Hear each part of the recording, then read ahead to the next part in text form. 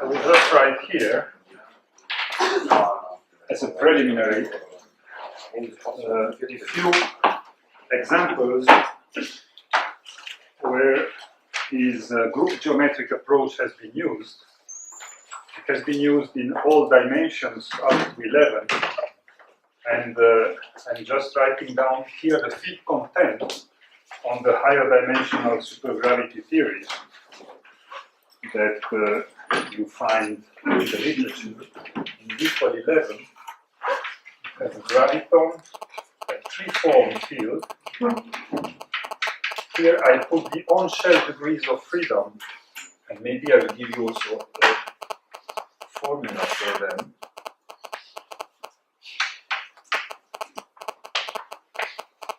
That I'll write here. This is a general formula for the degrees of freedom of the graviton on shell.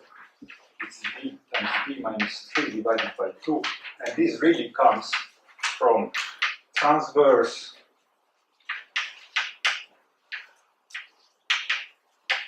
degrees of freedom of the symmetric matrix minus the trace, which gives you this thing.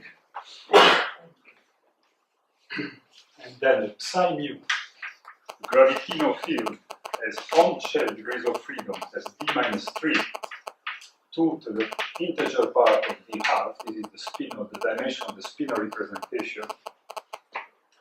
Then here you have transverse and divergence-less d mu equals 0 due to the equations of motion. So this takes d minus 3, and if you put a Majorana condition, this divides by 2 for Majorana or a Weil condition, and then, well, any vector has d minus 2 degrees of freedom, since it is transverse, if it is connected to a gauge invariance, of course, and then you have antisymmetric forms, which will be the new ingredient of the lecture of today. They have d minus 2 over r binomial, since this is totally antisymmetric. If this is a p form, let's put p for consistency. These are the degrees of freedom. So you can, with these formulas, compute all the degrees of freedom here. Well, if you have, of course, a spinor 1/2, then a spinor 1/2 spinor will have just the 2 to the d over 2. And you divide by 2 if it is a Majorana spinor. Okay, these are the counting of the degrees of freedom. For antisymmetric tensors, their field strength can be self-dual, and it can be self-dual only in a if the following condition is satisfied: if the dimension divided by 2 is equal to the number of times you have in your metric mod 2. This, you can actually derive this condition, but I will not do it. Because I mentioned this because not in the equal 11, but in the equal 10, there are, as you know, 3 possible supergravities that are limits of superstring theories in D equal 10. You have the type 1 and the type 2 superstrings, where 1 and 2 refer to the number of supersymmetries. And the type 2, you have the 2A and the 2B, where 2A and 2B refer to the Weil or Majorana character of the supercharges. In fact, the 2A has this content, and here I write the content of the low energy theory that is a massless limit of a low energy limit of the 2A string, and it is called the 2A supergravity. Usually it's called with, in this way, 2A supergravity, which is the massless limit of the 2A type superstring in 10 dimensions. And here you have 35 degrees. You can compute it with the formula I gave there. 8 degrees for a vector. You have a scalar, real scalar with 1 degree, and the psi lambda fields. This is a 3/2 spin 3/2, spin 1/2 spinor. This is Majorana, and this is Majorana.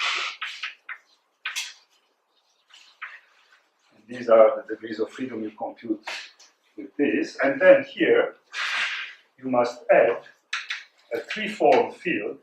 And as you see, you have antisymmetric tensors in higher dimensional supergravities, and the 2-form field, which is 28 degrees. If you add the degrees of freedom, you will find that they match. But this was the D equal 10, 2A. Then you have the 2B,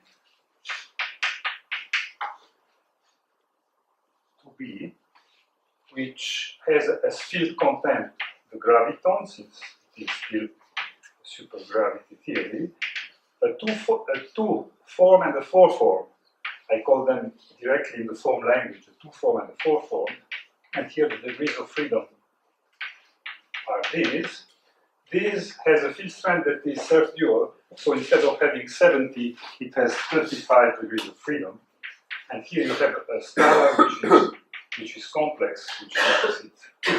And the spinors are 2 times 55, but in this case it is Weil, and lambda 2 times 8, which is Weil. Okay. Notice that in 10 dimensions, in fact, a spinor can be both Majorana and Weil. In this case, here they are Majorana. They are Majorana. The supercharges is Majorana, and here it is Weil.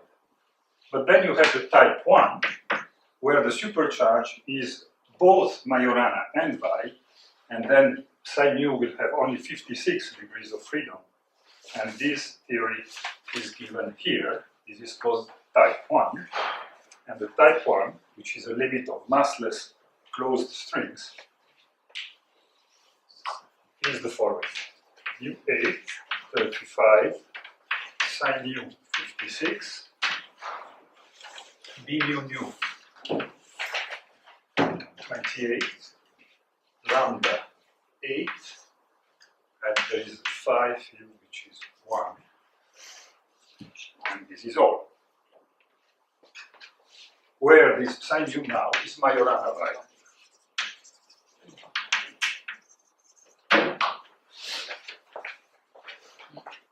I'm giving you just these examples in higher dimensions, actually I'm selecting 10 and 11 dimensions.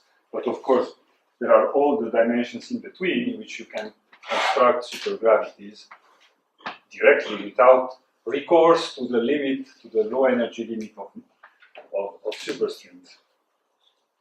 I want just to give some reference because as I will argue today, the group geometrical method we are discussing allows you to compute in a systematic way, to construct in a systematic way actions for all these theories. And in fact, some of these actions have been constructed for the first time using this group geometrical setting, and in particular this one, you can find action constructed with group geometrical methods in nuclear physics.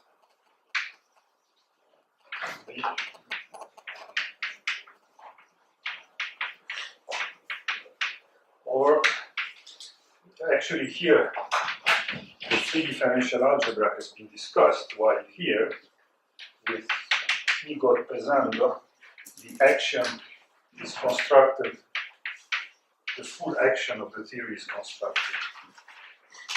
Okay. Just to prove that this framework really can produce some things that are harder to get with other methods. Okay, now, this is the propaganda part of this lecture.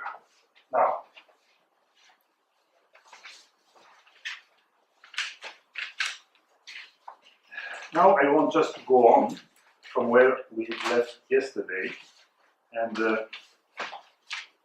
we introduced some differential geometry on the group manifold, and now today we apply it to the simplest case, which is the equal force with gravity in 4 dimensions.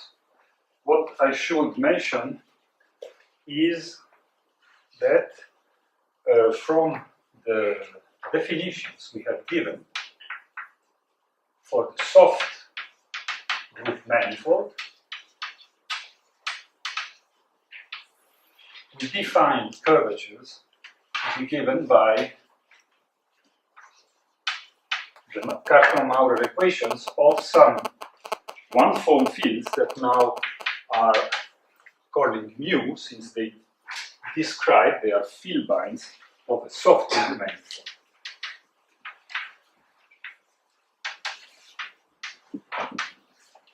So this is the general formula, and we have seen how these mu's transform under general coordinate transformation on this soft group manifold. This is really generated by a Lie derivative on these mu a's along some tangent vector. This can be any tangent vector on the manifold. In general, this tangent vector you can write in this way, and here you write it in the coordinate basis, or you can write it in the intrinsic basis as well. Tm, yes. Okay. Here I should write some t's like this, where these are tangent vectors that are dual to these mu a's. I don't remember what I used as a symbol here. Maybe t with a tilde upstairs to say that the mu b on these t tilde tangent vectors on the soft group manifold satisfy this duality relation. Okay, but on any tangent vector,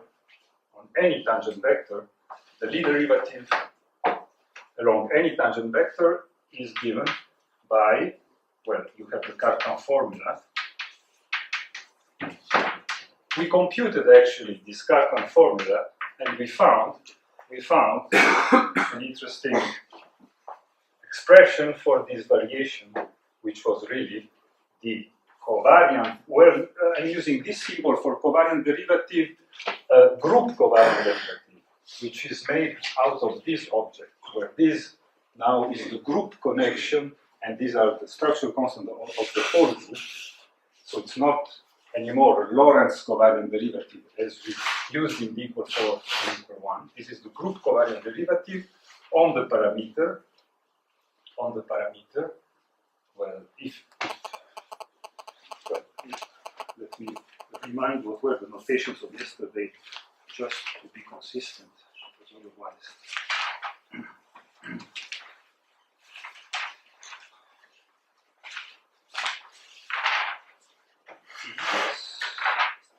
This is how I was indicating it. Then dy.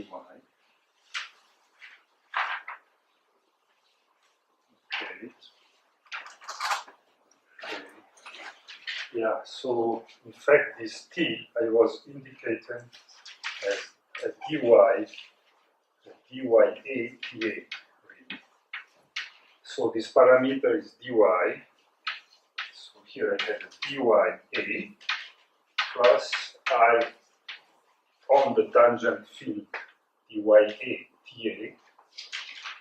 ta r a. That was the variational rule where this I'm calling dy.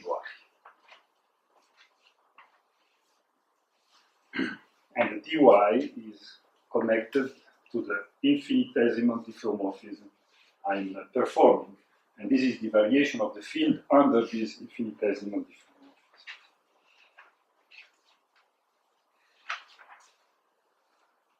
Okay.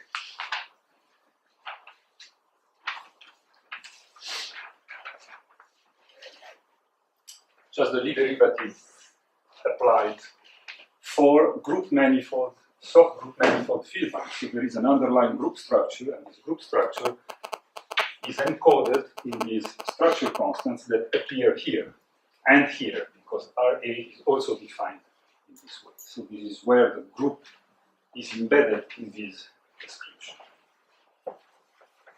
Now,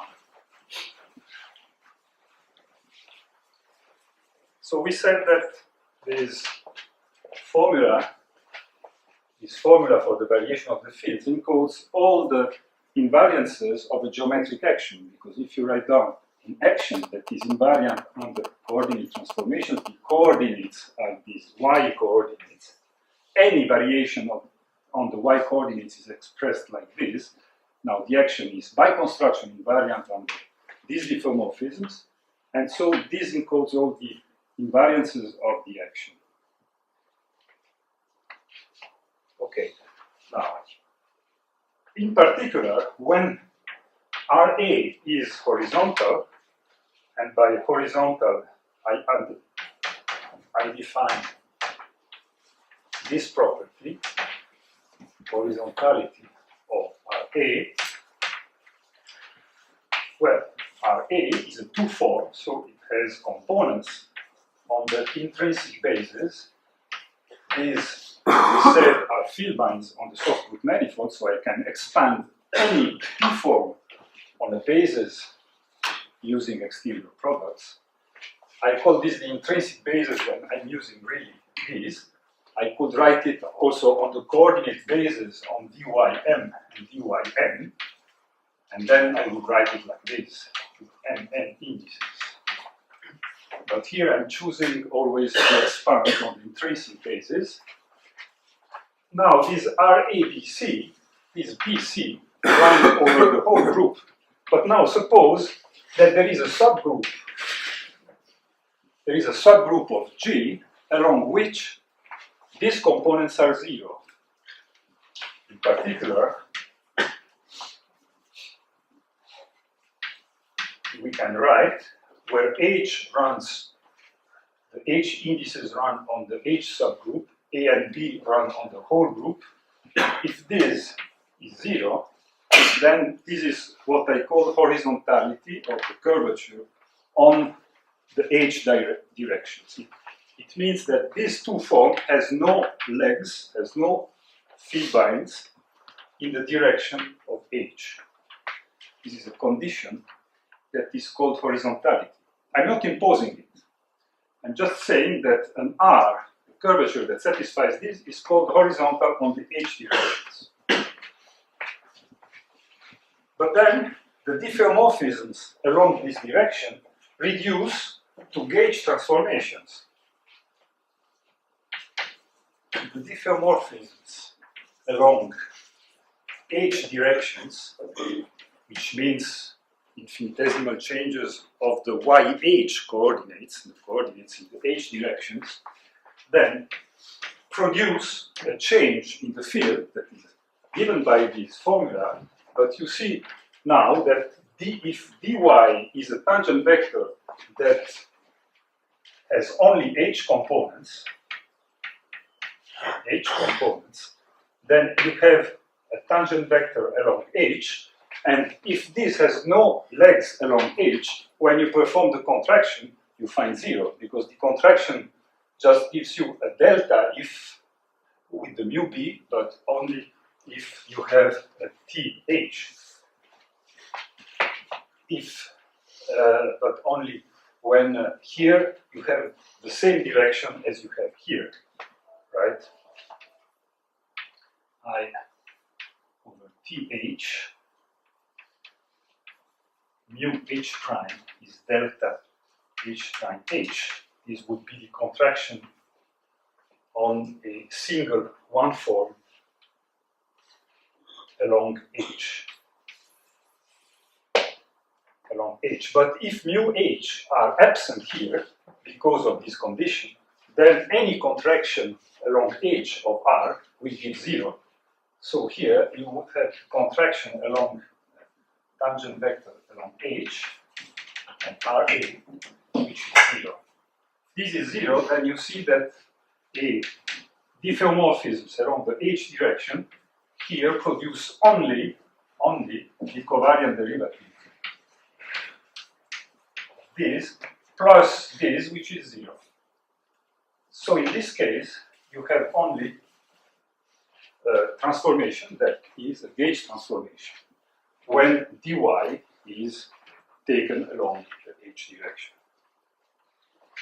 In fact, you can split indices and you can explicitly write the group covariant derivative, and I will do it here.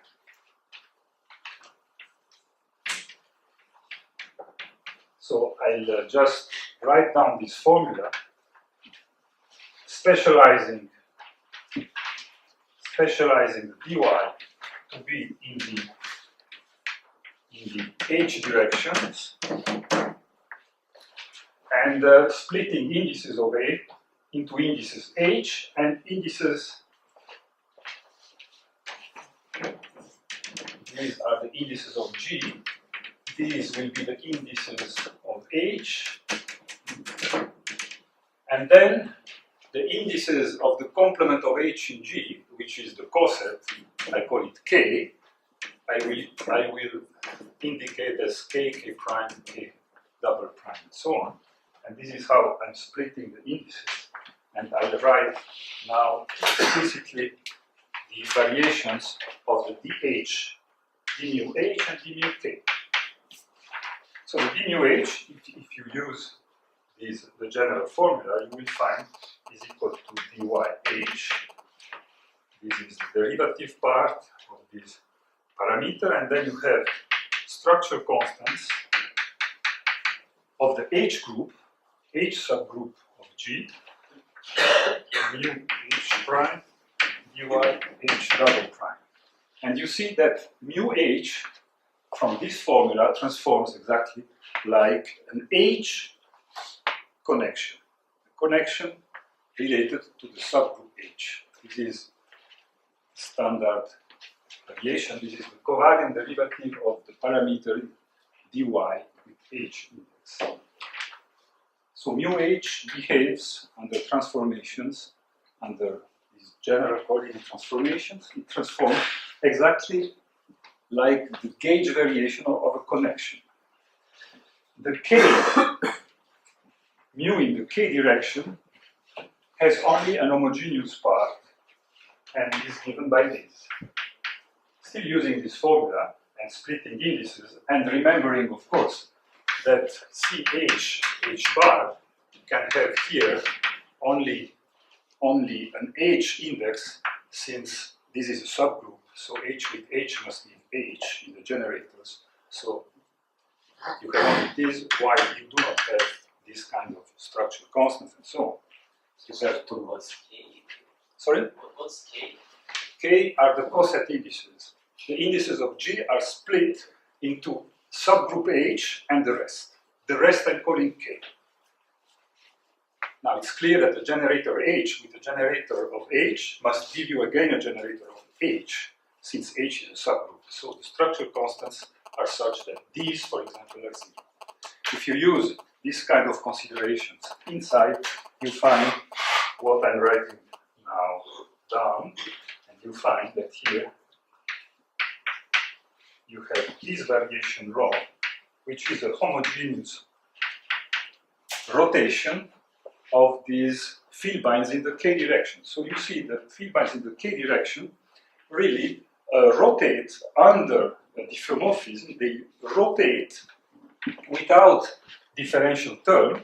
They rotate in a representation. Which representation? You see, the C's really give you the adjoint representation, but these C's you can see as generators corresponding to H, to the H action of the group, but in a representation that is the coset representation. You can prove that these are indeed a representation of the group in the coset directions. And this is how the mu k rotates. Okay. This is the effect of horizontality. But now, remember that these variations were really, their origin is geometrical, being the effect of a coordinate transformation. When you have horizontality, then you can, in fact, remove completely the dependence on a coordinate, on the h coordinates. With horizontality, you can remove YH dependence on all the fields by means of a finite general coordinate transformation, but finite diffeomorphisms in the H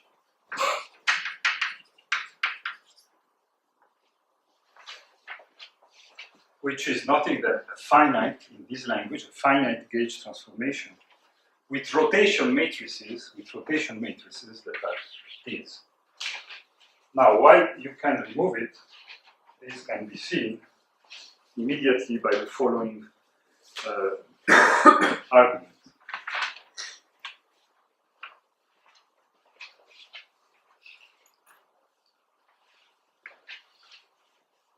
You see that an MK, for example, now I'm taking as example M in the K direction. This depends in principle both on coordinates along K and coordinates along Y. But this you can rewrite by integrating this formula. You can rewrite as a finite matrix in the adjoint representation in the K directions that depends on these parameters, these coordinates YH, and mu K, where here this coordinate, the Y coordinates are put to 0, so 0. Why? Because if I affect a finite, this is an infinitesimal transformation on mu K that comes from the variation of the coordinate YH into YH plus DH. So I'm starting from 0, and I can then, with this coordinate transformation, find the value of MK into the coordinate dy h. And I integrate these, which means I'm applying this infinitesimal transformation infinitely many times, and this produces you a finite matrix, a finite group element in this representation. It rotates this and brings the coordinate to the value YH, since this is a finite diffeomorphism. But you see, being a finite diffeomorphism, it really means that for every mu K that you write in the action, you can rewrite it like this in the action. Now suppose that in the action, you say, yes? We have horizontality in the H directions. Yeah, but why? I mean, it's possible that there is no any direction. It is quite possible. But in fact, what will happen is that you construct your action, and you know that you want some gauge invariance, for example, Lorentz gauge invariance. So what you will do is that you will construct your action in such a way that you have Lorentz indices contracted with Lorentz invariant tensors. Right? This is a requirement of the actions of gravity that you will write down. It's one of the requirements. You try to preserve Lorentz invariance. Now, you find out that when you do this, then these things here really are an output of the theory.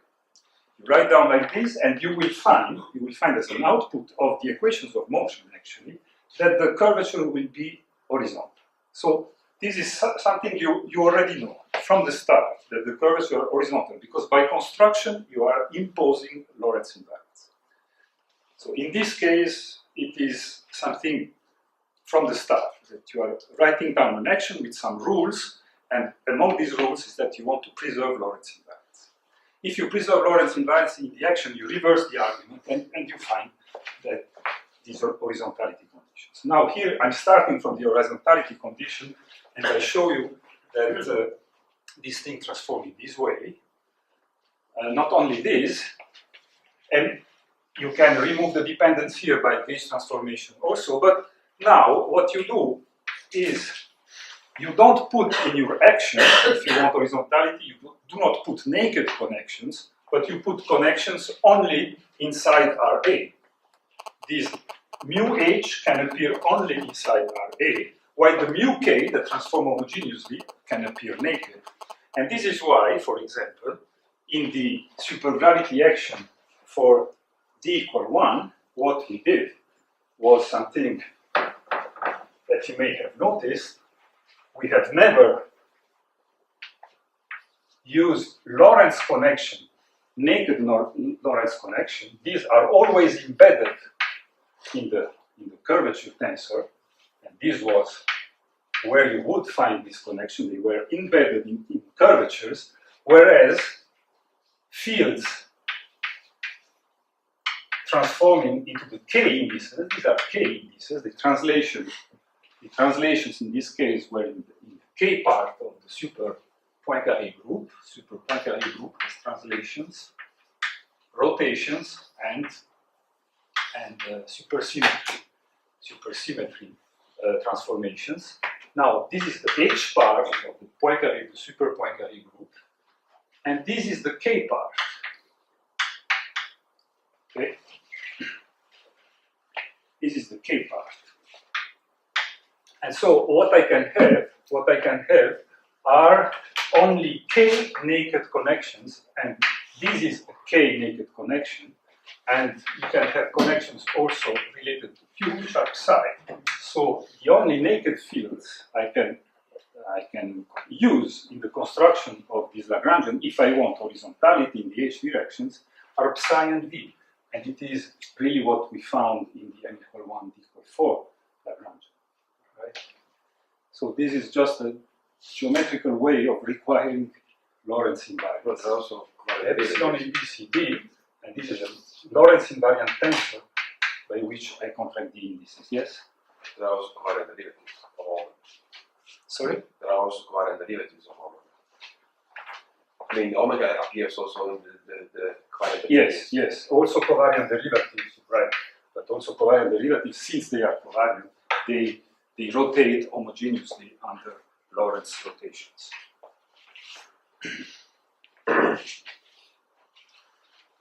So this is the, or better if you wish, this transforms homogeneously under Lorentz rotations. And this is why they are called covariant.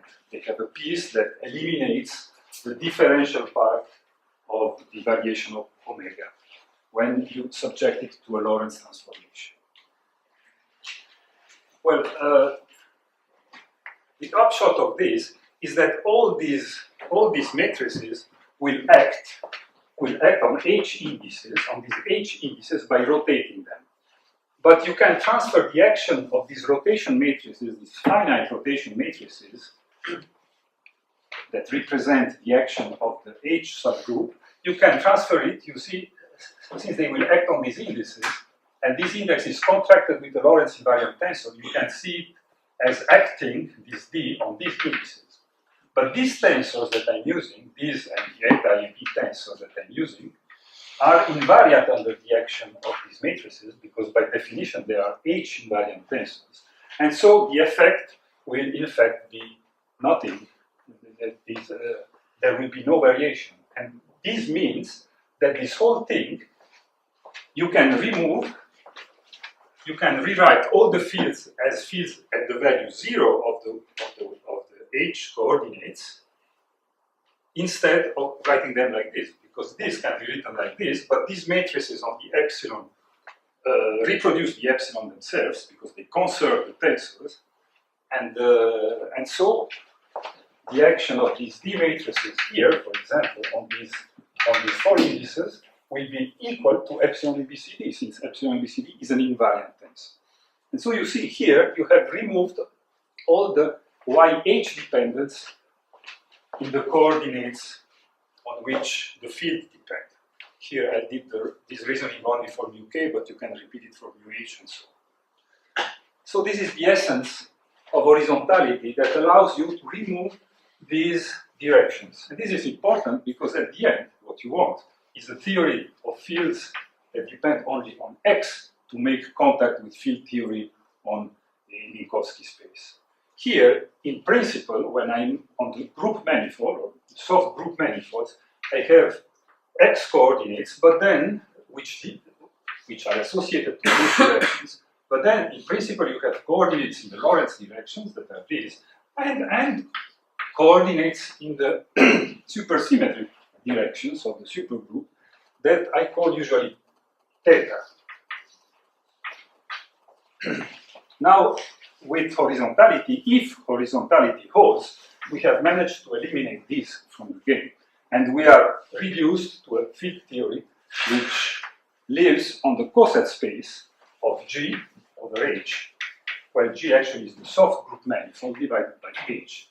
This is the coset space described by the coordinates x and theta, which in this case is superspace, what you have called superspace. Now, the same thing, or a similar thing, should be done to eliminate the dependence on theta. And this is what we are now discussing. So, if you wish, the theory was really formulated on the G group manifold, then horizontality allows you to eliminate the dependence on Y, but the theory still remembers that it was a theory with Y coordinates, and it remembers it via the gauge invariance. What now I see in the superspace, where I have eliminated this, is the gauge invariance of the theory. The theory is gauge invariant. Sorry. And before it was a theory invariant under diffeomorphism around YH, yes. So you won't show that you can remove H coordinates in mu of K. How about mu of H? Yes, you can do the same. I was just shortening the argument. But you can, of course, write down also the mu of H. The mu of H you do not have to write down because I told you that mu H only appears into curvatures. Then, what you really need to vary then is the RH curvatures, right? Because the mu of H is always inside the curvatures. And you will find that the variation of RH is homogeneous, and now it rotates with matrices that represent the action of H in the H subgroup part. So here we find H prime, H times R, H double prime, dy, H prime. This is the way the curvature will transform. You can compute this. And you see that they transform again homogeneously.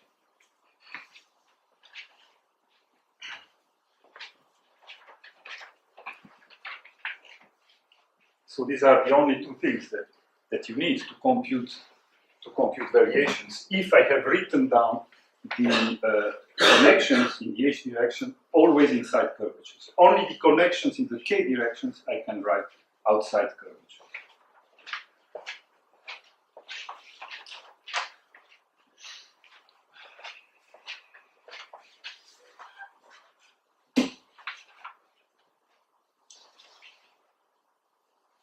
You see, it is important to remove this dependence on the final fields I'm dealing with. Why it is important? Because I'm not using the superspace approach that tells you that you have a superfield, and then you expand the superfield in the theta coordinates, and then the components of this expansion give you the gravitino, the graviton, and so on, scalars, and so on. This is not the approach I'm using now. I'm not putting all the fields of the supermultiplet inside one superfield. I'm not doing this because I already have the fields. The fields are connected, are related to group generators of a supergroup. They are related to these generators, right? I already have a relation between the group generators and and the fields. They are not part of a superfield, but they are part, if you wish, of a group field bind. But these that I'm interpreting as parts of a group field bind or a supergroup field bind live on this enlarged space that is the group space, group manifold space. Now you see that here I have a redundancy because I already have a collection of fields that are labeled by this index A. I already have them. So I have to remove these unwanted coordinates if I want to make contact with x-dimensional theory, with x-space theory. And this is why now I'm arguing that you can remove indeed the dependence of the horizontal coordinates, the coordinates in which the curvatures are horizontal. And this horizontality you in fact implement by hand by writing down the Lagrangian with a rule that already ensures a gauge invariance, which is typically Lorentz invariance. But then you still have fields that depend on x and theta. And now we will see that the theta dependence, in fact, will be the one that allows me to find the supersymmetry transformation rules. Diffeomorphisms in the theta directions will really be the supersymmetry transformations. I know that the theory is invariant under these diffeomorphisms, so I know from the start that the theory will be locally supersymmetric. But still, now I have to interpret it as a theory locally supersymmetric of fields that only live on x. But now the fields are living on x and theta, and this I have to resolve somehow. This will be resolved by a mechanism that is called reonimo. That has been called reonimo.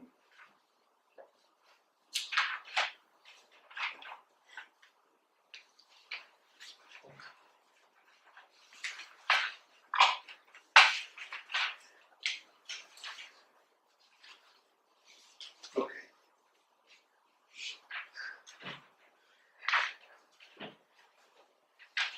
But let's take a definite example, and I will take as example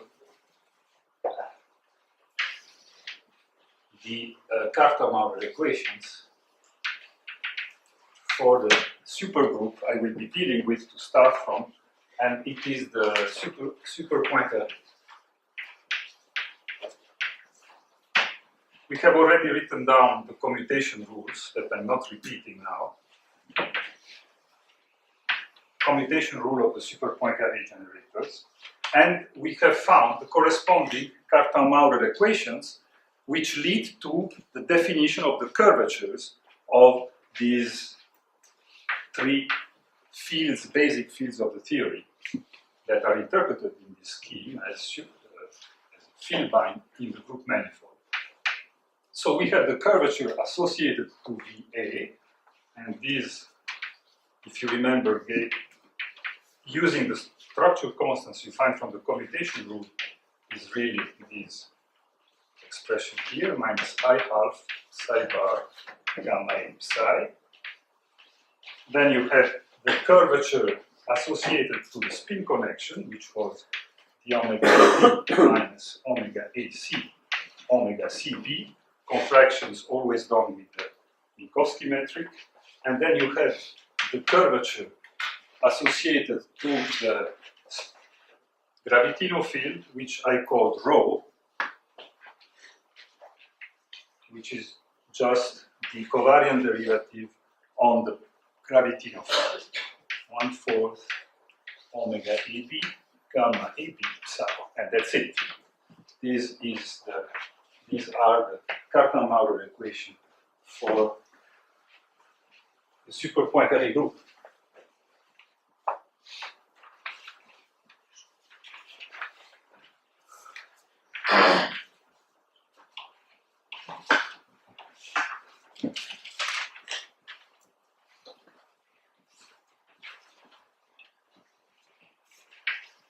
In general, when you have the equations here, you have also are called the Bianchi identities, that are differential identities on the curvatures. Because if you have RA equal B mu A plus 1/2 CABC with B mu C, you can take now the exterior derivative of both sides. Sorry, Yes. here B omega psi, they are in principle also depend on theta. Sorry, they are? They are in principle also depend on theta. Also the super B. Yes. Yes. The B omega psi. Yes. Here you have to see this all dependent on x and theta. Now I'm moving on the on superspace, right? In principle, I'm moving on the whole group manifold, but I'm implementing horizontality, so in fact, I'm moving on superspace. And indeed, you're right. This, if you want to examine these into components, you will have to expand these in the v direction and in the psi direction. This is the difference, practical difference, when we will derive equations of motion. Actually, to derive the equations of motion, they will be the same equations of motion written in form language that we have found before. But now, the consequences of this equation of motion are richer because you have to examine them in the psi direction and in the v direction, not only on the v direction as we did before. So this is where we will find some more conditions, in fact, because we have more equations. The conditions that we will find will be important because they will be really the ones that ensures that I can remove the theta dependence. And now we will see how.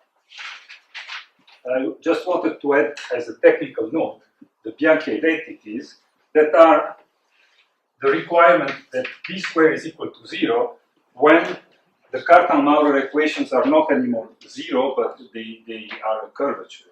They can be a curvature. If you apply d to both sides here, you will find that DRA must be equal to d here gives 0, and then it must be equal to 1/2 CABC d mu b mu c minus 1/2 CABC mu b d mu c. Now you use again this equation. To express this and this as curvature plus something, and then you will find that the DRA is really equal to the DRA is really equal to CABC RB mu c. If you do all the replacements and use Jacobi identities, you will find this equation. And this equation is what is called Bianchi identity. Bianchi identity, which you can rewrite by bringing this to this side and recognizing that this is nothing else but a covariant derivative, group covariant derivative on RA. You can rewrite this way. It's just a consequence of the curvature definition, nothing more.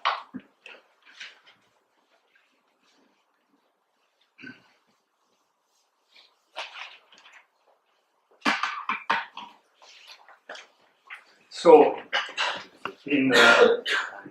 for example, these curvature definitions imply the Bianchi identities for supergravity in 4 dimensions that are the following. Now, I'm writing as a curly D the covariant derivative that contains only the omega connection. This is not the group covariant derivative, it's the Lorentz covariant derivative. RA plus RA dB minus I psi bar gamma rho equals 0. This is the first Bianchi identity. The second Bianchi identity is on the curvature relative to the connection, and the third Bianchi identity is the Gravitino Bianchi identity with the reeds like this. These are all coming from this.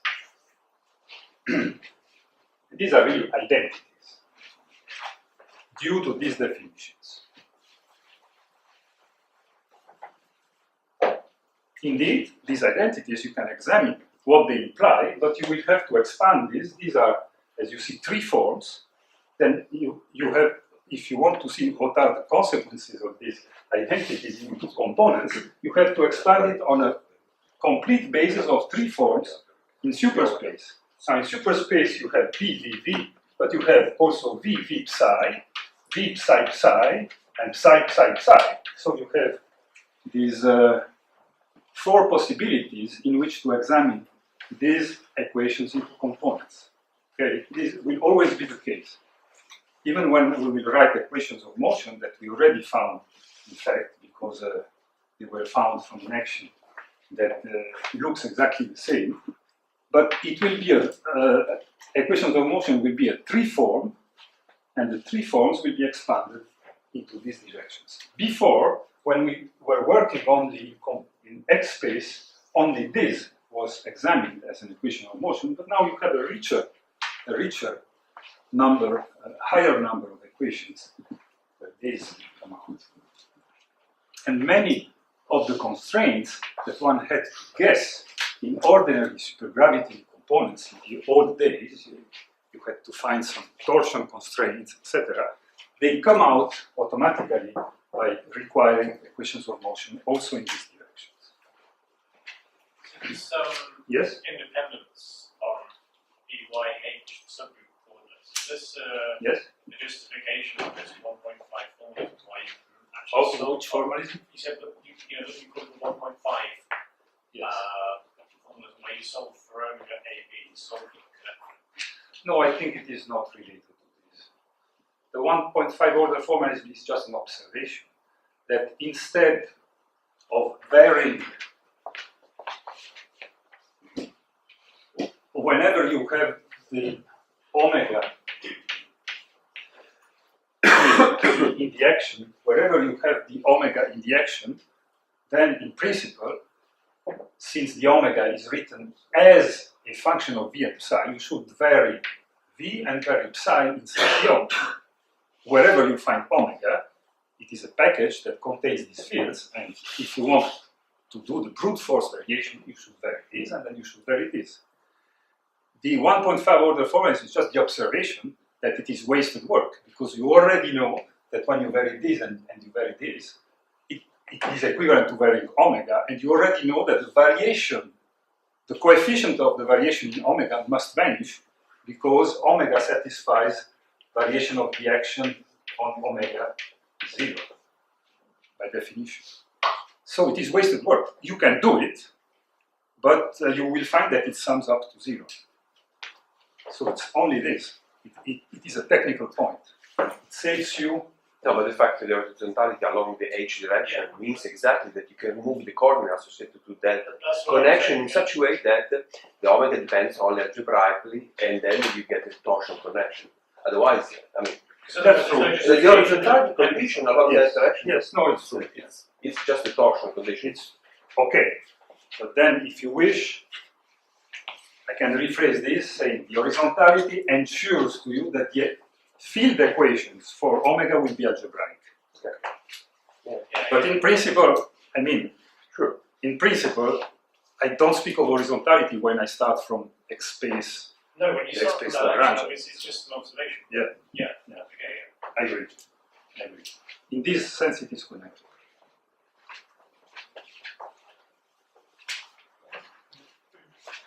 Now, okay, now we have fields that depend. Yes. For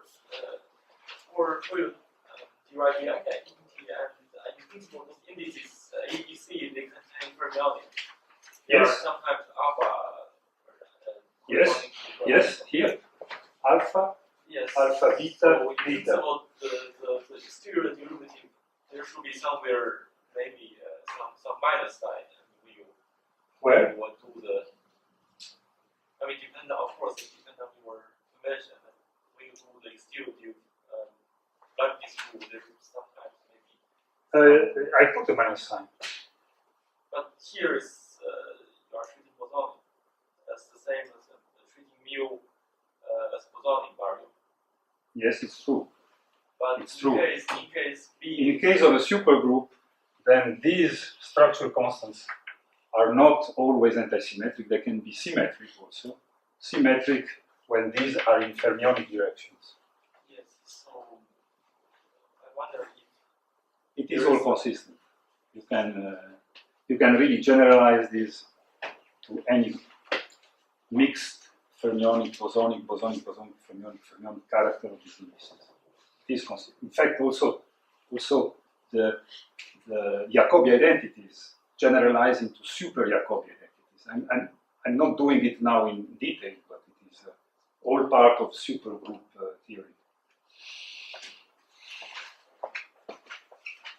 But you can verify these things here out of the super Poincaré commutation rules that I gave you. If you plug in the structural constants, you find exactly this definition of the curvatures that I wrote here, and then the Bianchi identities follow by just taking here covariant derivatives of these objects.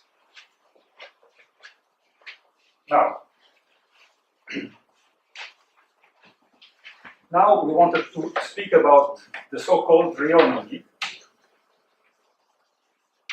which is a mechanism which is very similar to horizontality, but it is a weaker form of horizontality.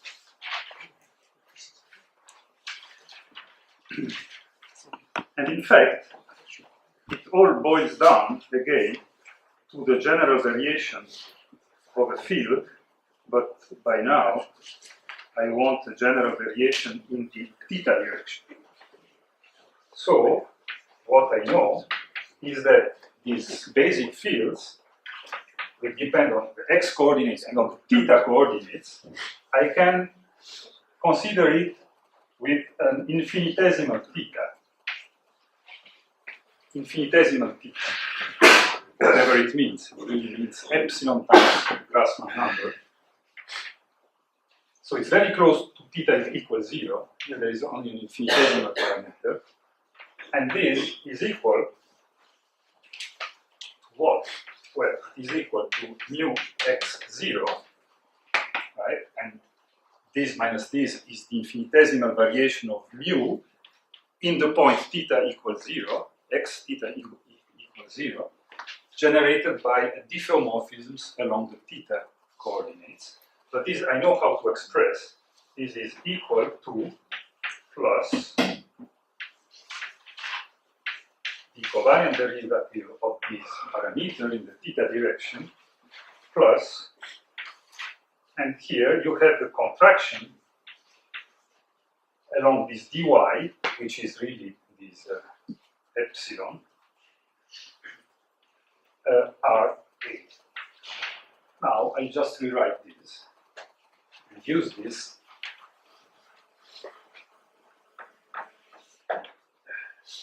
So this is also what we said, mu alpha x theta infinitesimal is equal to mu a x0 plus d epsilon a plus, and here we were affecting this contraction here, which means 2 times, because this is a 2 form, so the p is equal to 2 times the components of this tangent tensor in the fermionic directions contracted with one of the indices of the R. The other one is generic. I call it lambda, dy lambda, where this dy can be dx and d theta, and here I have A. I did the contraction of a 2 form along this tangent vector. Contraction really means the contraction of these things. Since there are 2 indices, I do it in 2 indices, and this index I just expand in a coordinate basis on dx and d theta. This lambda is an index that goes over A and alpha. Okay, this is how I write an infinitesimal diffeomorphism in the fermionic directions. Now, I want to make this story a little bit short, because otherwise. Suppose now that these curvatures satisfy a condition which is not horizontality, but it is another condition. These curvatures here, which have a leg in the fermionic direction, suppose that they can all of them, all the curvatures that have a leg into a so-called outer direction, outer with respect to the X subspace, all these components can be expressed as components, well, there will be some constants, and here I put components only on the inner direction, that is space-time direction.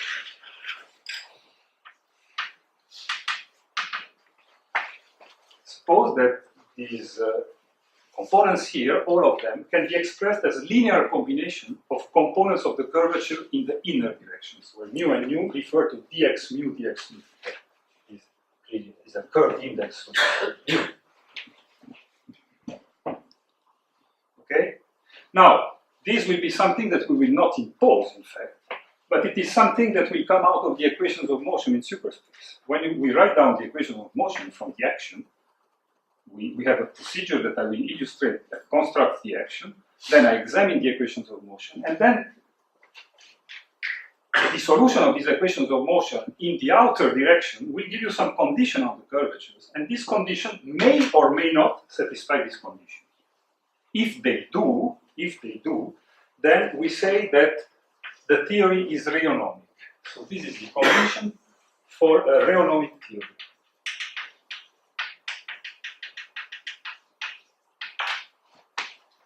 So this is something you do not know a priori, but you verify once you have constructed your action in superspace, and you have solved the equation of motion for the outer direction. Deep psi, psi, psi. These are the outer directions of the equation of motion that are three forms.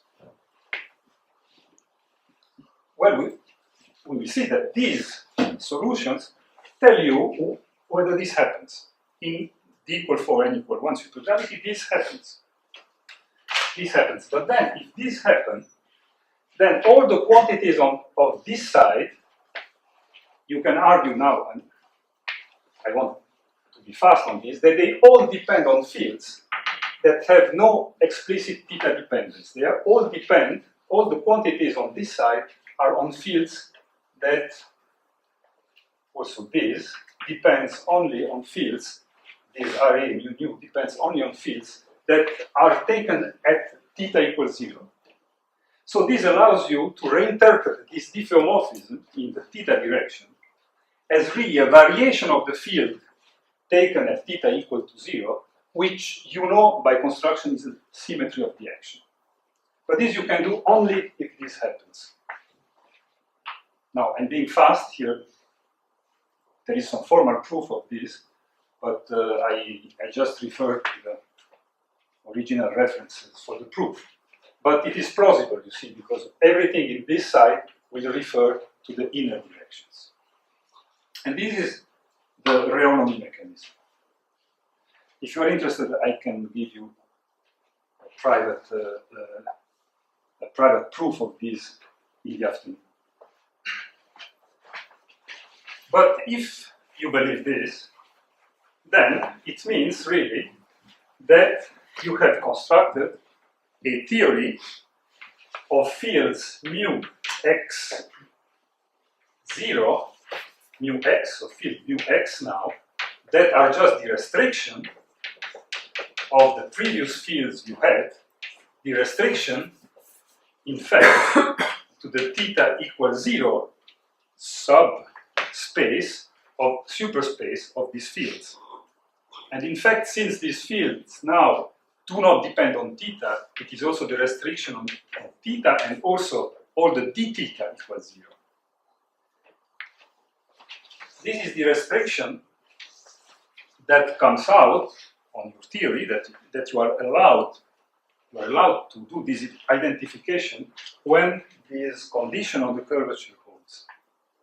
And the output, the final output, is a theory which lives exclusively on this space, and where the invariants under diffeomorphisms in the theta directions is now interpreted as local supersymmetry transformations.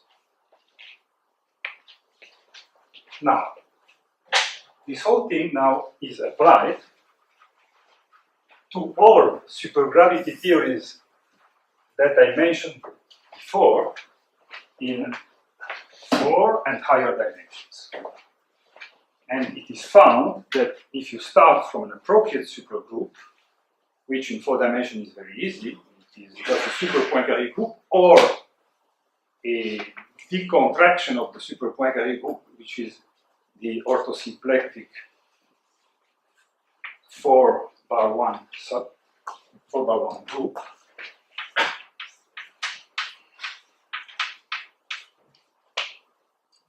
Which leads to de Sitter or anti-de Sitter supergravity. If you take its contraction, this is the super Poincaré.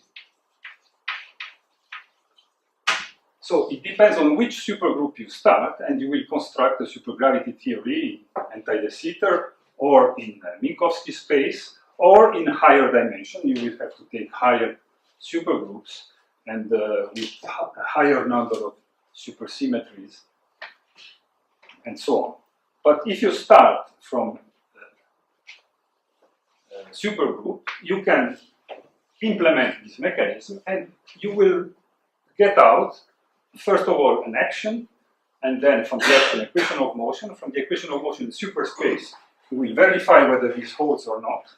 If this holds, then you will get out at the end the theory in X space, which is locally supersymmetric.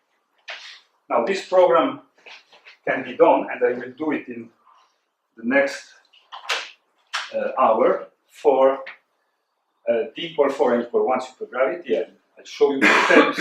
They're very systematic. No guesswork. You are just going through a computer mechanism, and it will produce you the result we already know, because we already know what we want to get. We want to get usual n equal 1, d equal 4 locally supersymmetric supergravity.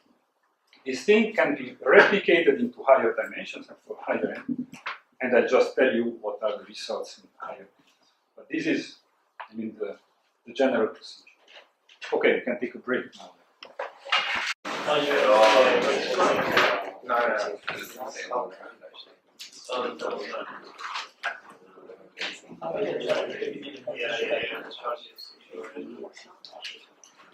Okay, so let's now start to build the Lagrangian according to the systematic rules that I was mentioning before.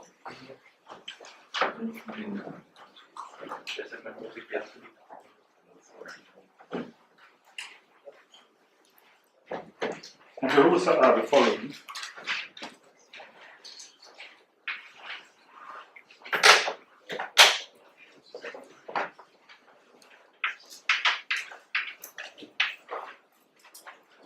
Well, it has to be a 4 form,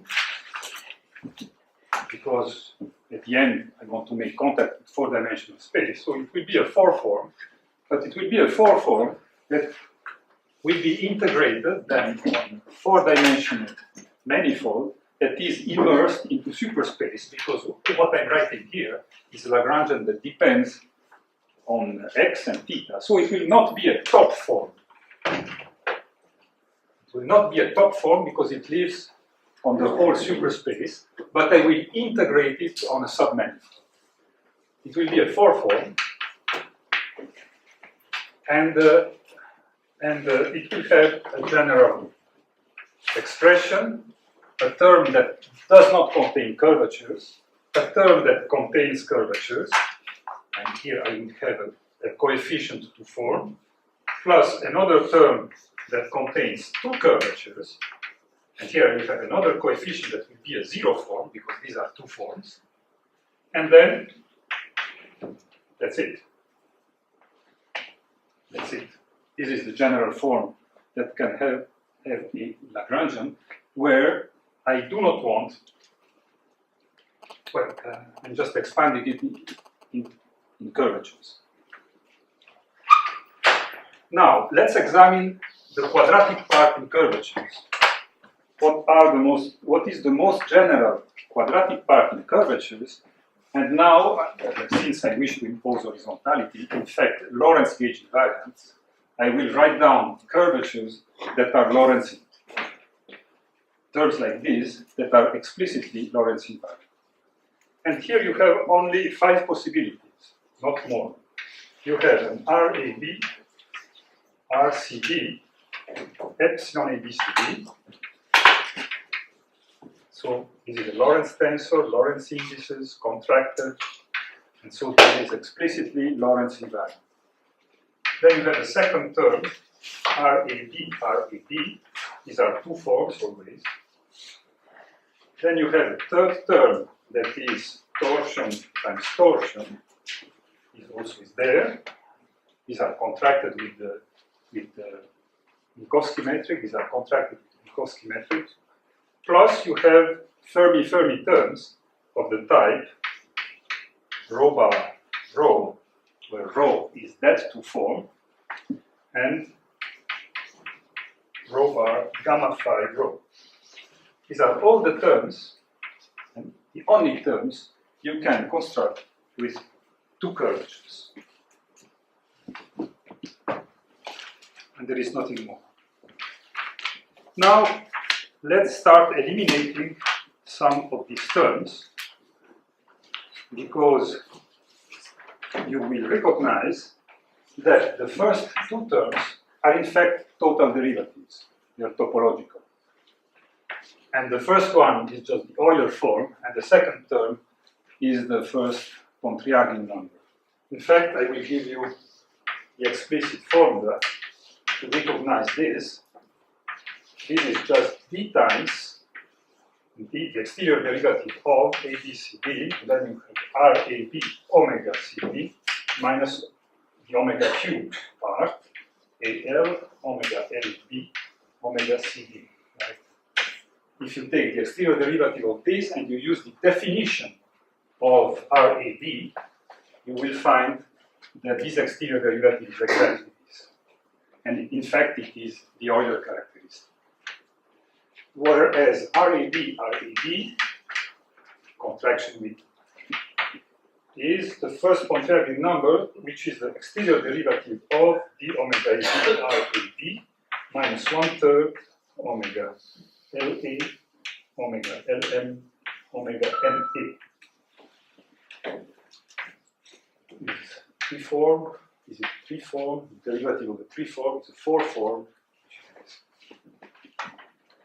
So these are total derivatives, so I'm not putting them into the Lagrangian, since I take suitable boundary conditions on this N4 so that the total derivatives can be discarded. Then RA also can be discarded because this is really, you can rewrite this in this way. Well, you can prove that this is just the derivative of, you can prove that this is just this thing here. It is the derivative of VA RA plus VA of minus RAB VB plus I psi bar gamma A rho minus I half psi bar gamma A psi RA. This you just find out by using the Bianchi identities on RA that give you who is DRA. I wrote them down before. You use them and you find this, and this tells you that it is a total derivative of something, and then something that contains only one curvature. So you can reduce this quadratic torsion term into something that is a total derivative, so uninteresting, and something that contains only one curvature that will be examined into this term. So you can discard it from the discussion of the quadratic part. This is a quick exercise you can immediately simply by writing the first RA, you write it as Lorentz covariant derivative of VA times psi gamma psi. If you remember, that was the explicit form of the torsion definition written there. You replace it here, and you find that you can write it like this. Okay, this leaves a Lagrangian of the form. This takes care of everybody, almost everybody.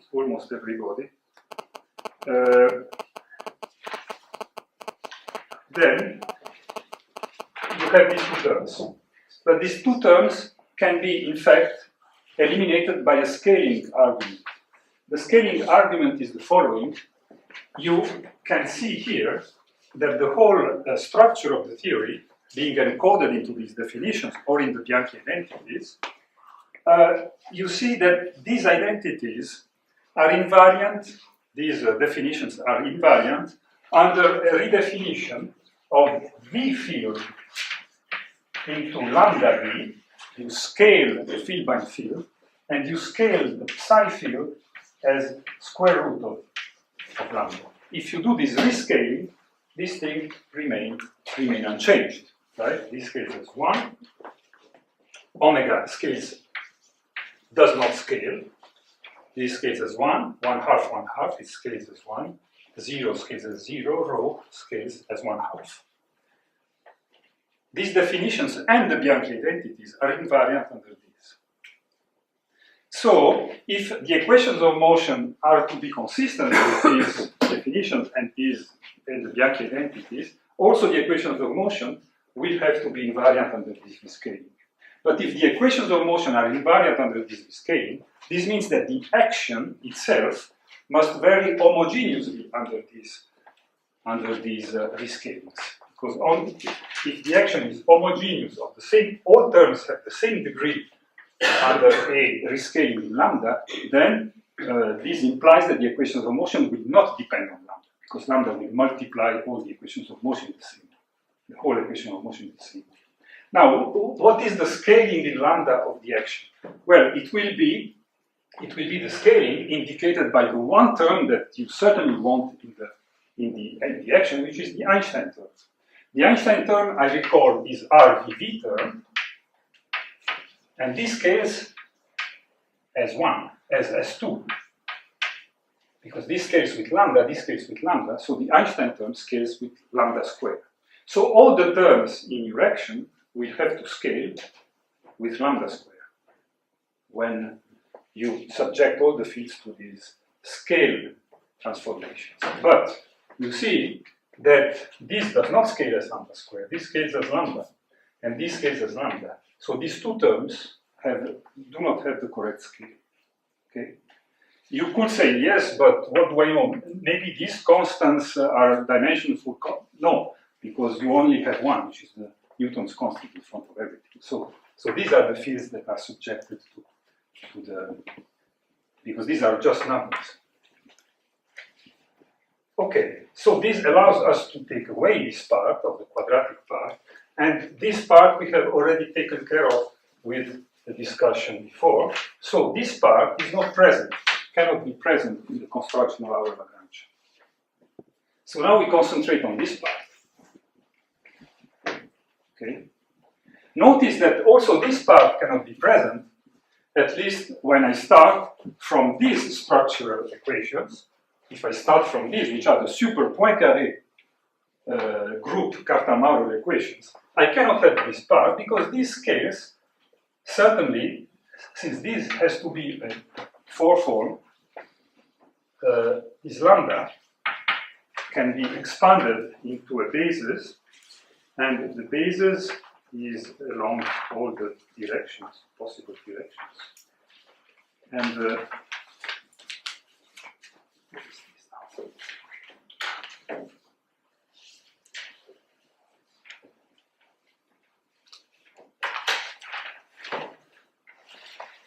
the lambda can only be proportional to 4 V's,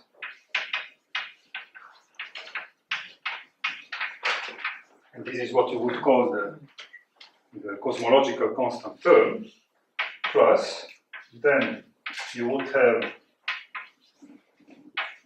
a term proportional to 2 psi's and 2 v's. And then you would have another possibility, which is contracting these indices with these indices, plus an alpha 3, psi bar, gamma AB psi, VA, VB. So you see what is the game that I'm playing. I'm just writing down the most general 4 form that is Lorentz invariant. This is the most general 4 form in superspace that is Lorentz invariant.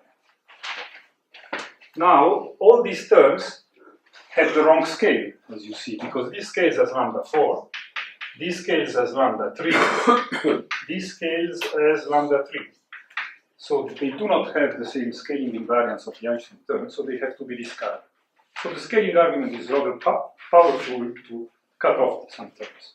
Does it mean I'm not able to describe a supergravity with a cosmological constant? No. No. I can do it if I start from another group. If I don't start from the superpointary group, but I start, for example, from the orthosymplectic group, then these equations are different, they scale in a different way, and this term here is indeed admitted. But then I'm in another supergroup framework. For superpointary, this cannot be there. So the lambda cannot be there.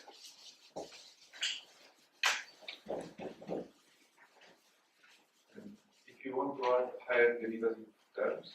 I cannot, because I want everything to be geometrical, and if I want everything to be geometrical, I have better to use always exterior products. And there is no way to write a term like this, which is a 4 form. So you're going to deal with quantum if you have to write a 4 form, then you can go up to 2 curvatures, and that's it. That's your limitation. Because I want to have a geometric theory, and so on. Okay, so now this is the only term that can survive, and this term you can write quite generally as follows.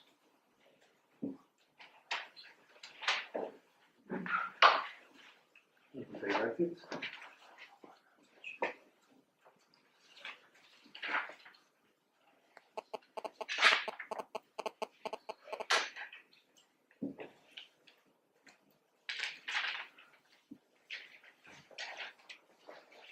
Okay, this term I can write generically as follows. There must be a 2 form that has indices REB contracted with this, so this is a 2 form and a 2 form. This contraction is via the Minkowski metric, so that the whole thing is Lorentz invariant, plus nu A bar A, where this is a 2 form, and plus the nu bar rho, right?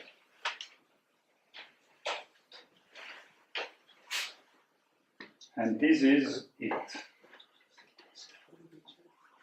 This leaves this linear part.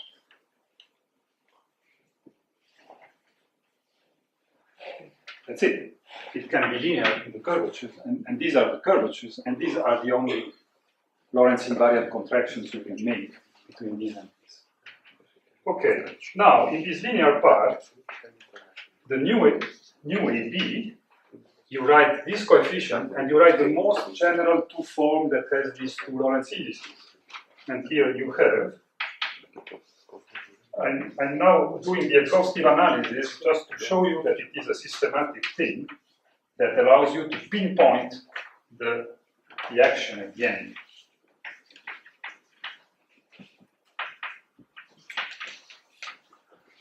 Let's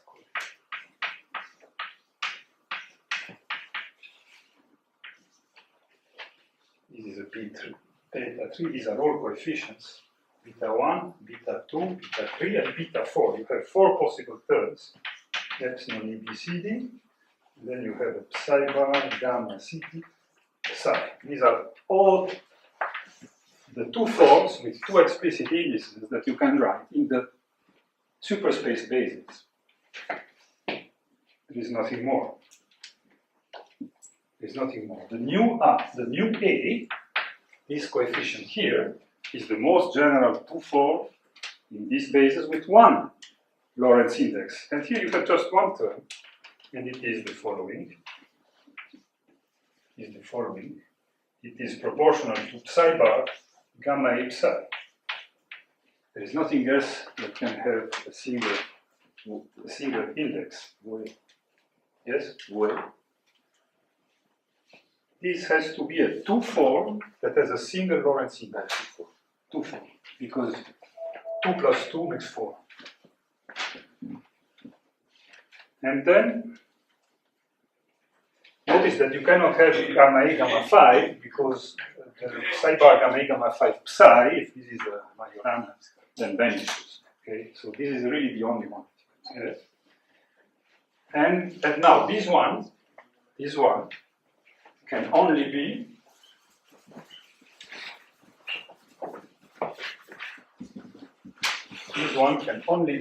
given by the sum of two pieces, which is delta 1 gamma phi gamma A psi A plus delta 2 gamma A psi dA. And that's it. This is the only fermionic, because this has to have fermionic character because it's multiplying the fermionic curvature. It has to be a two-form, so it can only have psi d components, in fact. And these are the only two psi d components that can be there. There is no other way to do it. You can try, but since psi d has only one index here, then you can contract it only with one gamma or with a gamma phi. And that's it. Now, yes? Can you repeat the argument to describe the lambda term, the one about curvature? This term here? Yeah. Well, I wrote down what was the most general. Scaling dimension. For example, the term with four size. Why not have it? I cannot have it. A term with 4 size for gravity.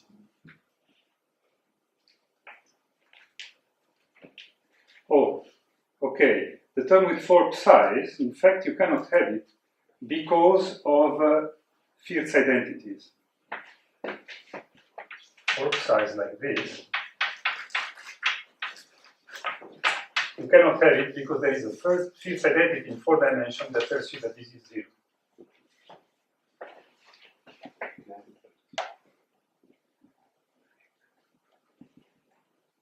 But in fact, in this new term,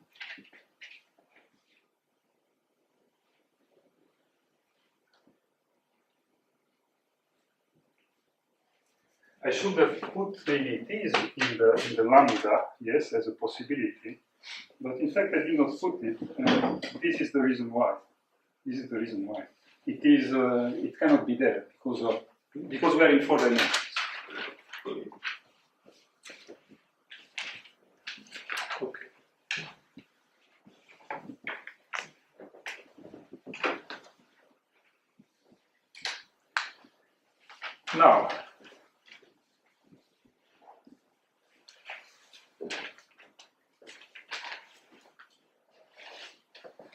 Now, again, the scaling argument, in fact, kills you everything except the Einstein term, which is this one, and the Gravitino term, which is the one that you have here when you choose, in fact, this one.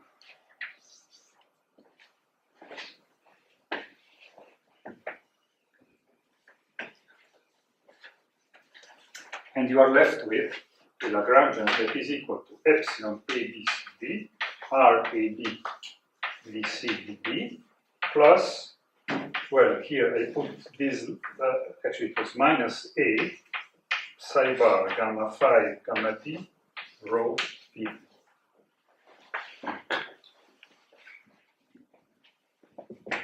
Right? The new bar becomes psi bar, gamma phi, gamma A. Then you have the rho. This is the new bar rho. These are the only ones. By the way, the scaling argument and the parity conservation in this Lagrangian just tells you that here you must have this gamma phi, otherwise it does not transform under parity as the Einstein term. Is a pseudo-scalar under parity transformation, and this is a pseudo-scalar. If I did not have the gamma phi, this would not be a pseudo-scalar.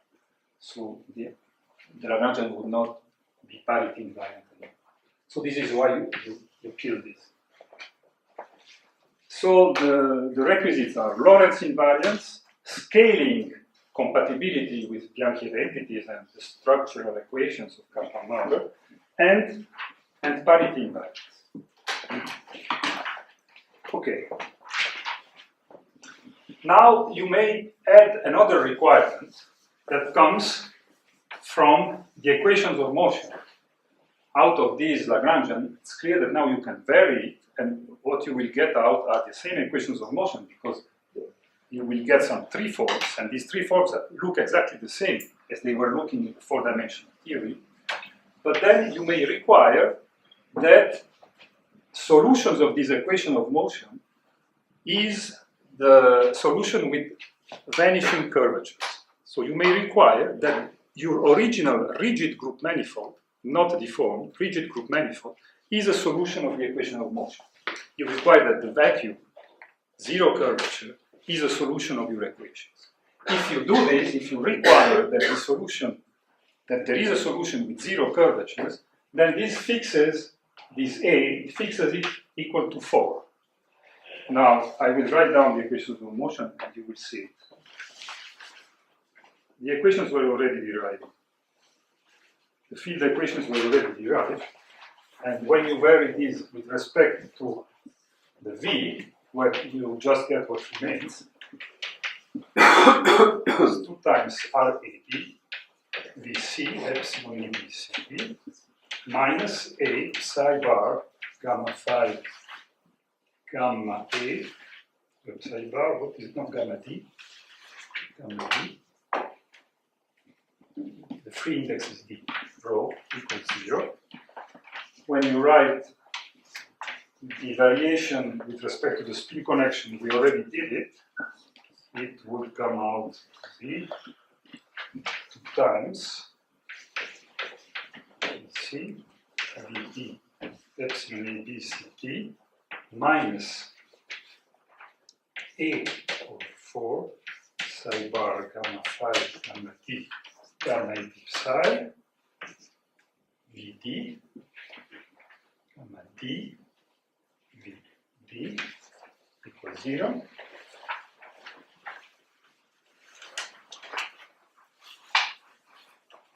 And that was the torsion equation. And then we had the Gravitino equation. I don't know if we examined it completely, but you can do it as an exercise. If you vary the action with respect to psi, what you get, gamma phi gamma A, psi RA equal to 0. Equal to 0. These are the field equations you find from the Lagrangian. They are the same that one finds also in 4 dimensions without working in superspace.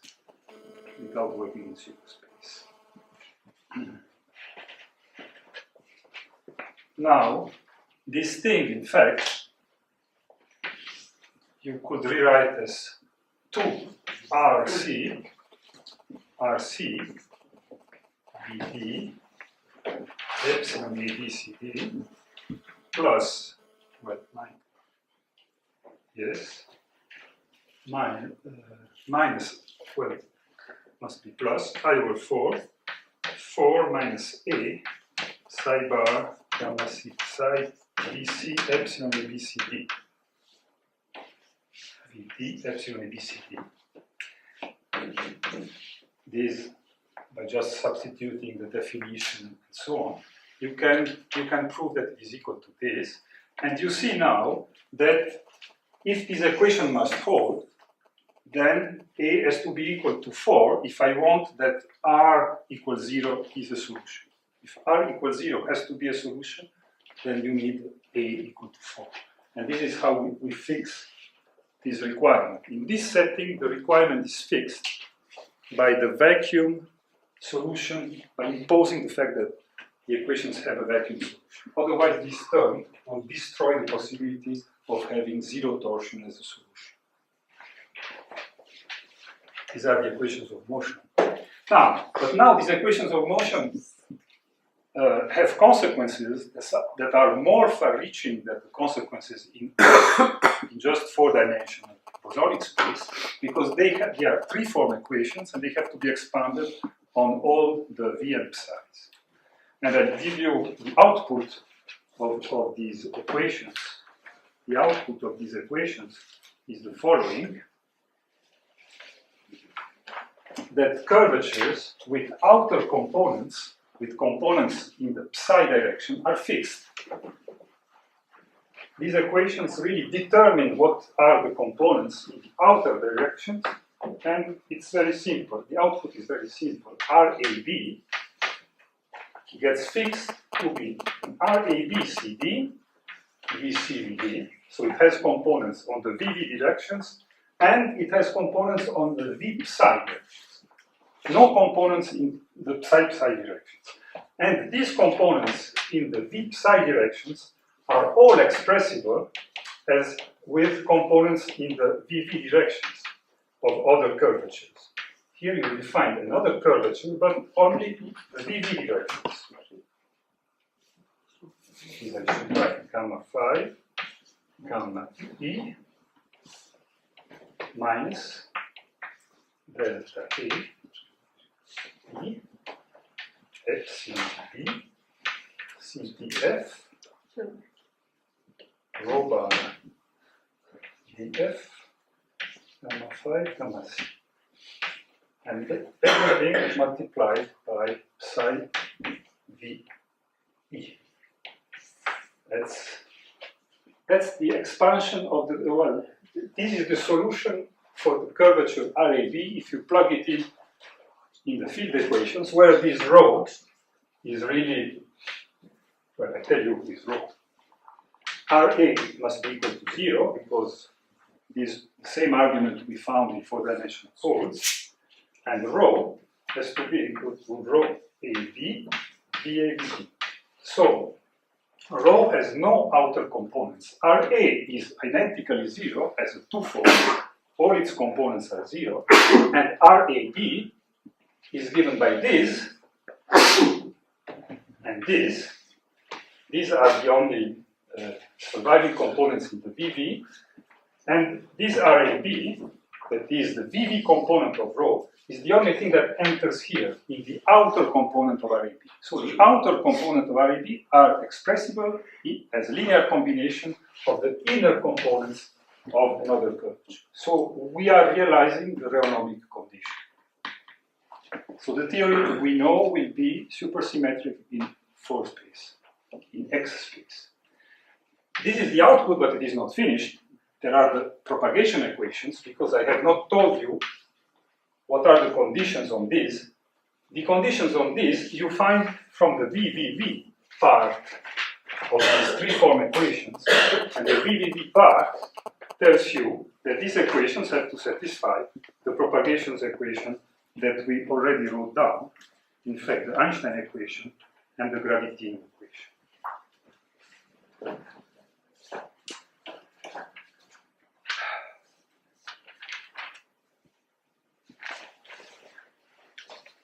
Wrote down some,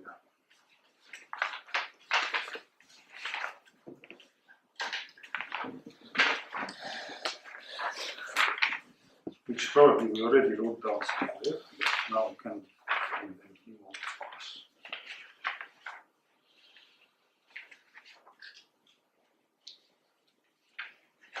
Okay, these are the propagation equations.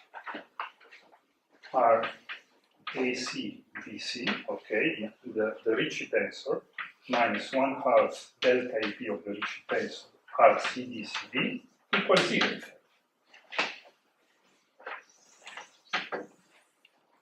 You may ask, but I'm used to have Einstein tensor equal stress energy tensor of the matter. Where has the matter gone if I have the 0 here? In fact, the matter is inside here, because you have to remember that the omega field spin connection field contains a psi bar psi term, a bilinear in the psi's. And if you separate the spin connection from this bilinear in psi bar psi, then you reconstruct here on the right hand side the stress energy tensor of the gravitino field. So this is the differential equation that has to be satisfied by the spin connection, which in second order is a second order differential equation on the field line. And it is the Einstein equation.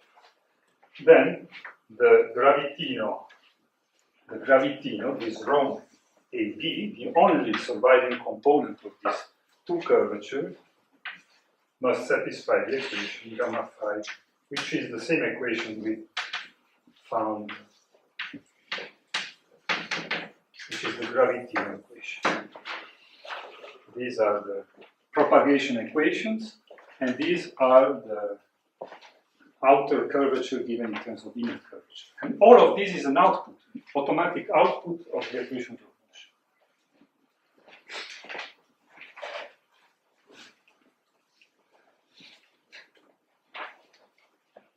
Now you see that when you have done this, well, you have constructed the theory, and you know that this theory is invariant under the symmetries that we wrote down as Lie derivatives. And then you can in fact, just by using the general formula for the Lie derivative, contraction of R plus covariant derivative of parameter, you can reconstruct all the symmetries, because now you know how the curvatures, what are the components of the curvatures in the outer direction, so you know how to take spinorial contractions in the outer directions, and so you know what are the supersymmetry transformations, and you find the symmetries of the theory. All the symmetries, in fact. All the symmetries of the theory, I will write here. I will write here. If you take a tangent vector, well, a general infinitesimal parameter, which you expand on spinorial plus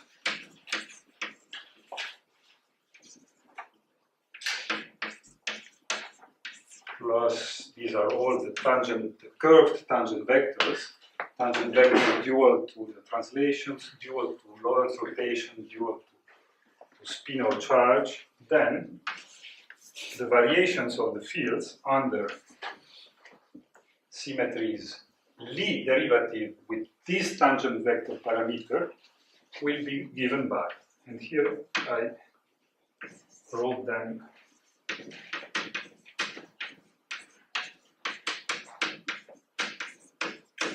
This is all an output of the general formula for the variation. You just plug in the values of the contraction of the curvatures and the group covariant derivative of the parameter, you find this. And here you recognize this is the supersymmetry parameter, so this gives you exactly the supersymmetry variation.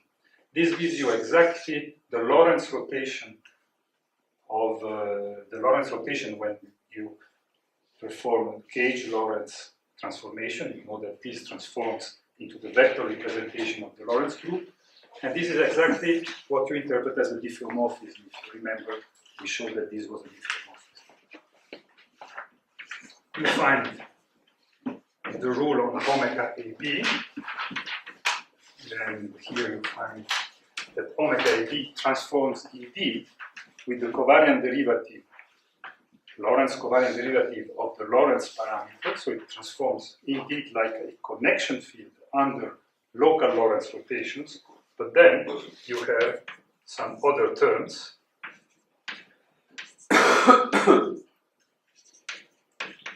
This is its transformation, well, it's not finished in fact, plus there is a 2 times theta ABC.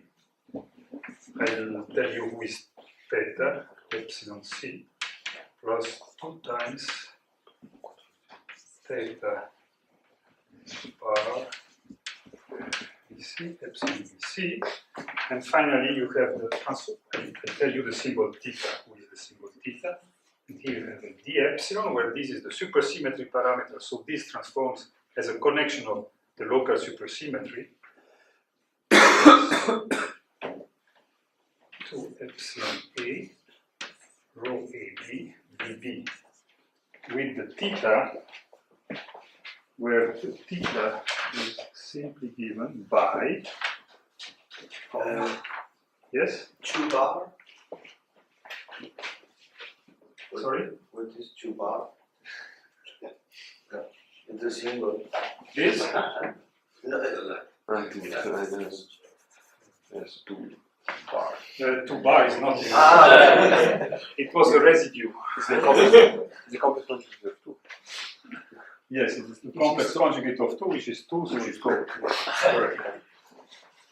With theta bar, if you wish, we have all the details, and these details you can verify by yourself by just doing the analysis of these equations.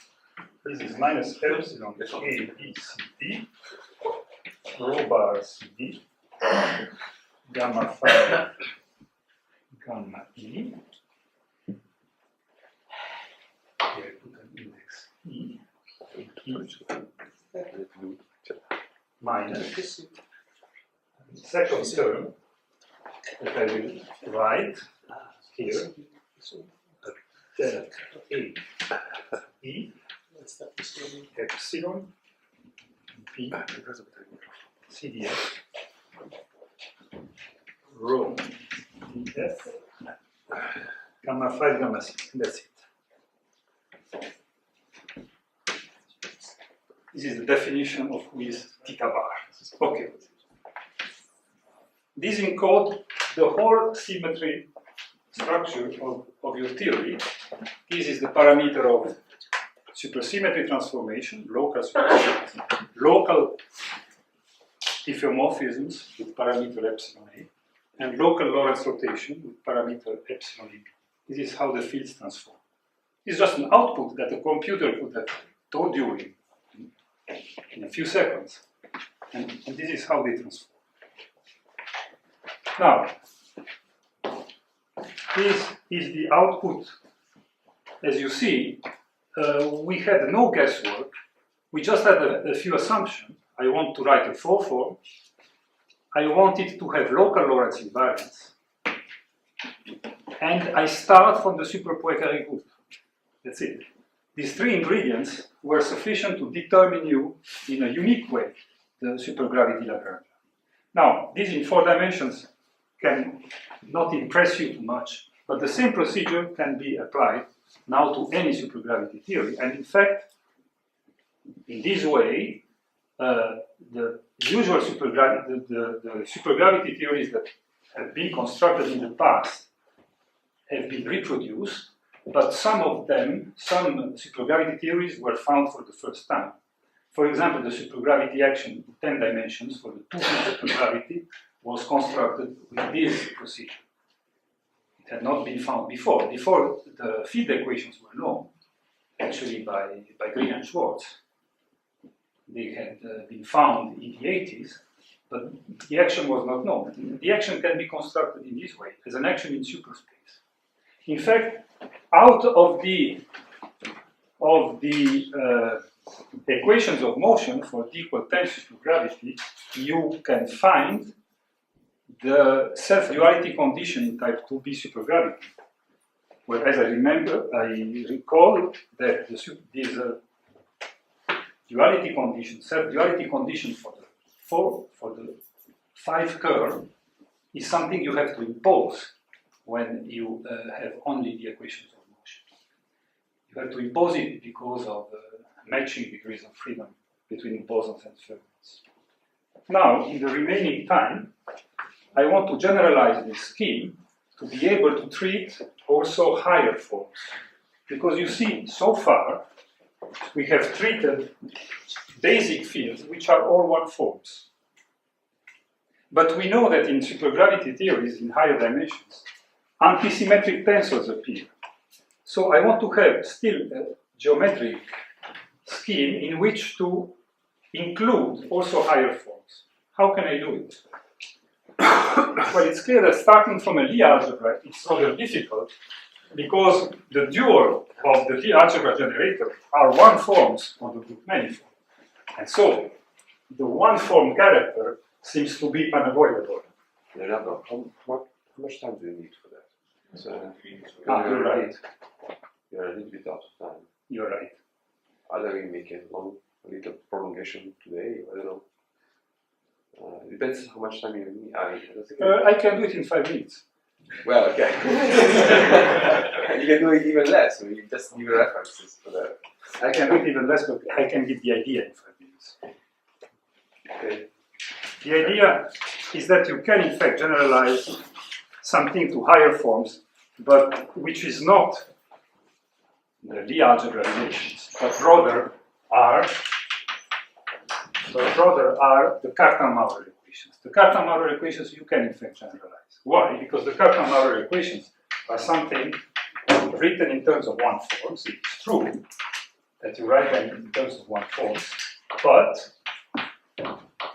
here, well, this you can call RA, deform it, but nothing prevents you to add to this system of equations a differential equation that generalizes Cartan-Maurer equations for higher forms. Here, you can put a B, which is a P form.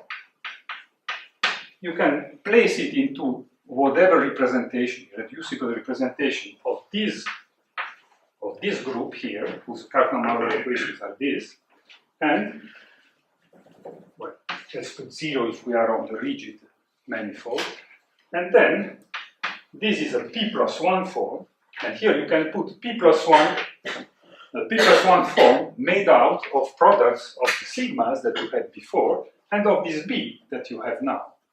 And this generalizes the structure to the so-called free differential algebra structure. Here, what you can put is only this, because this is a P form, this is one form, everything has to be a P plus 1 form.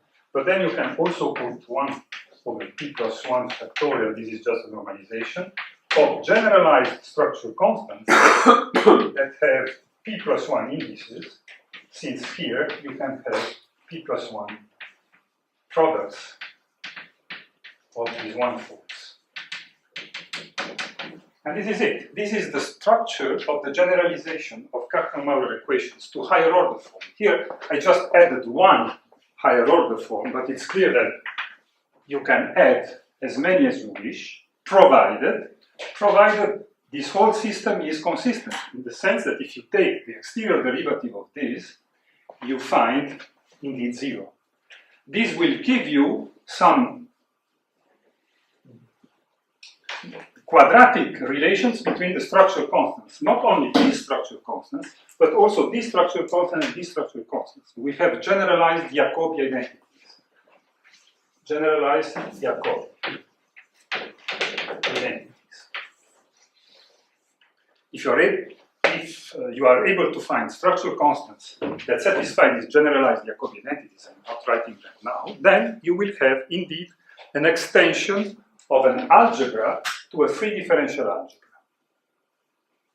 Okay, and now this in fact you can do. There are some general theorems due to Chevalet and Eilenberg that tell you when you can do it. It's based on Chevalet cohomology. You find that this must be a non-trivial P plus 1 cocycle, in the sense that it must be closed but not exact. Whenever this is realized, then you know that such an extension exists, and this gives you a guide, a cohomological guide, to construct free differential algebra. Now, the nice thing is that this cohomological guide tells you what are indeed the fields that you need in higher dimensional theories to extend, for example, the super-Poincaré group. The super-Poincaré group you start with in 11 dimensions, with this argument and describing everything like this, can be extended only with a tree form. With a tree form. And it is this tree form that enters here, and that enters also in D equal 11 supergravity. So this is an example of how you can construct then the D equal 11 supergravity theory. You start from here, with here a tree form, the only thing that you can add to extend the super-Poincaré group in 11 dimensions. You allow this to be different from 0, and you construct the action in exactly the same way we discussed. You write down the most general 11 form, requiring local Lorentz invariance, scaling invariance, parity invariance, and so on. You kill all the terms that cannot be there. You end up with an action that has, in fact, 10 terms, not only 2. There are also Chern-Simons terms inside. You find the equation of motion and so on. But you get the action in a straightforward way, shortcutting most of the intermediate paces that Julia and Kremer had to undertake when they first derived it in complex. Okay, this was the lightning description of what one can do with these structure of 3 differential algebras that I should just end up by giving a few references on this subject for people who are interested. Sullivan, a mathematician, discussed this structure in 1977. Dowry and Frey used it for the first time in 11-dimensional supergravity in 82, nuclear physics B01.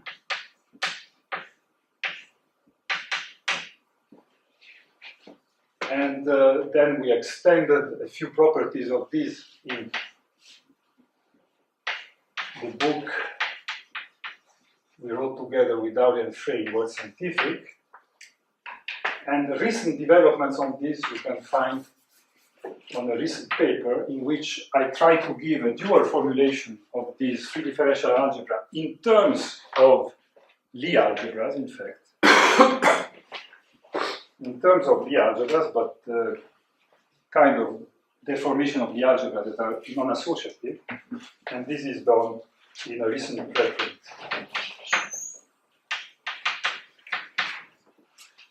Okay. This is a very brief bibliography on the subject of 3 differential for interested people. Okay, that's it. There are questions?